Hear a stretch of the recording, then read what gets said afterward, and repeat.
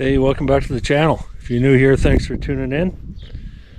So today is the day we're going to get this IT 175 running.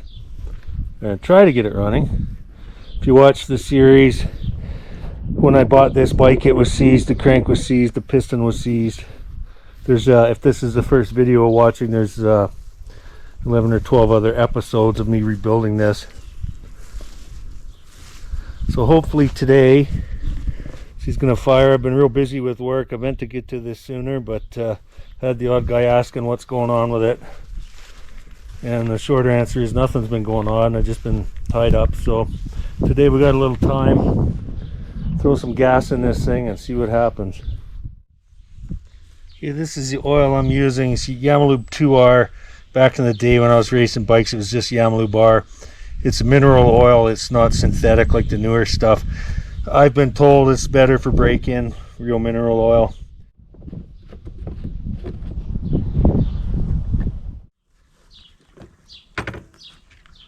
Put the choke on, and we'll see what happens.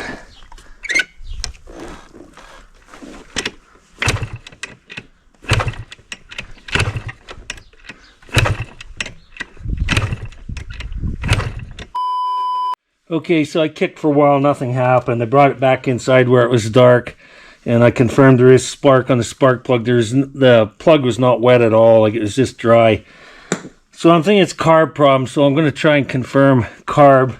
I'm going to take a little syringe of gas and squirt it down in the spark plug hole. It'll probably flood it, but we should get at some point some kind of popping if the spark is not the issue.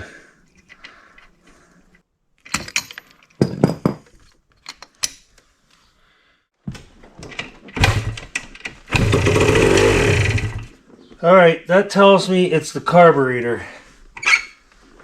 Okay, I'll digitally zoom on this if I have to, but one last thing I'm going to do to confirm that it's carb trouble is I'm going to loosen this bottom nut on the float bowl and make sure that there's actually gas in there, that it's not plugged somewhere else. I've got a rag here so that gas doesn't eat my paint on the freshly painted cases. Alright, that's interesting. There's no gas in the float bowl, so that's not getting past the needle and seat on the float. So there may yet be hope for this carb if I can get that unstuck. But unfortunately, I'm going to have to take the whole thing apart again. So I've got the carb off and apart. Both floats seem to move easy. The only thing I can think I did wrong is this plate was in backwards. You can see it's not the same on one side as the other. So I'm going to try and put it back together the other way and see what happens. I can now blow through it.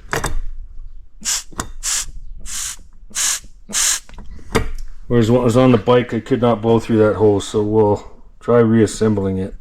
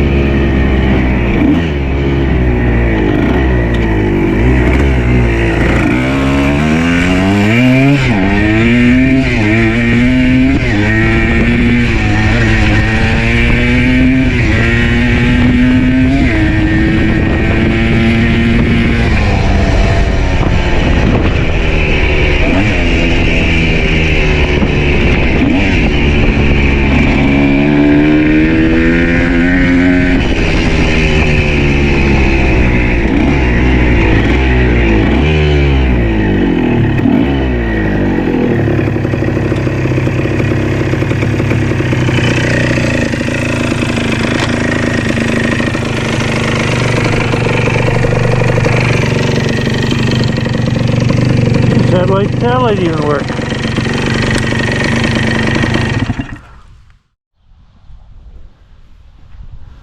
Yeah, so a great first test ride. No big leaks. There is a little splooge coming from between the muffler and the exhaust pipe back here, so I'm gonna have to, I couldn't find the correct rubber. I just wrapped it in rubber with a clamp, and I'm gonna have to come up with something else. But yeah, no big leaks or anything. I've got the premix at 32-1, so it's a little blubbery, but I figured better safe than sorry on a break-in. I did ride it a few times and warm it up good before I ripped on her, but it goes like that 6th gear. You're moving, even though it's not a super powerful bike. Definitely going to be a nice trail bike for somebody, that's for sure. I don't know if it's the right bike for me. It's the first time I've ever ridden an IT Yamaha, but it sure brought back memories of the 80s, that's for sure. I'm just doing a little post-ride inspection. Look at that big crack. I didn't fall off or anything. It's just the plastic's brittle. I was warned about this IT plastic.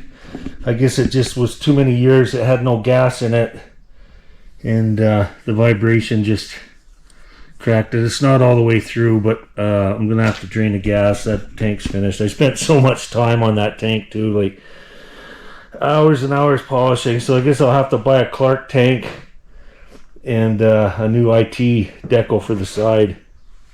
It's a bummer. If you made it to the end of the video, I just want to say thanks for tuning in. Bummer on the tank. That's the way she goes. I hope you enjoyed the series. If this is the first video you're watching, like I said, go ahead and check out the rest. This bike has come a long way from completely broke, seized up, to a good running bike now. So I'm pretty happy with it. It will be for sale. If you're in Western Canada area or within a few hours drive of the Calgary, Alberta area.